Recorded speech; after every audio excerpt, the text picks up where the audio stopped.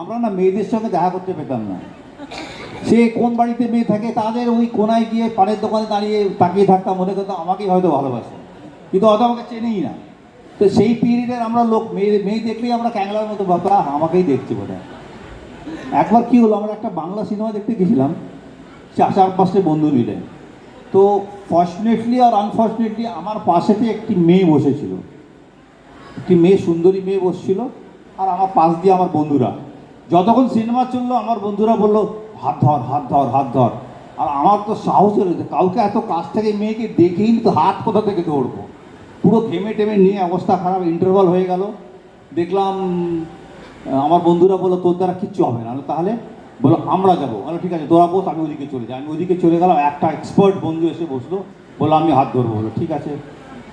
তারপরে আমি কী রে কী হলো, বলে হাত ধরেছি। আমি বাহ গুড। তারপরে যখন বইটা শেষ হলো, লাইট জ্বললো, তখন দেখলাম মেয়েটা ওদিকে চলে গেছে, ওর ঠাকুমাকে ওখানে বসিয়ে দিয়েছে। আর আমরা চেয়ার টেয়ার ফেলে দিয়ে কোথায় পালাবো বুঝতে পারছি না। তারপরে তো যাও মেয়ে দেখার একটু ইন্টারেস্ট ছিল, সেটাও ঘুচিয়ে গেল। তারপরে সোজা এই সুন্দরী মেয়েকে বিয়ে করলাম। মা বললো খুব সুন্দরী মেয়ে, দেখলাম বেটে। বললো খুব গায়ের রং ফটা, দেখলাম শ্যামবর্ণ, আমরা ওটাকে কালোই বলি। আমার এমন অবস্থা হয়েছে ওই ঘেসে ঘেসে আমার রংটাও খারাপ হয়ে গেছে। আগে আমার লাল টকটকে ছিল। Thank you very much.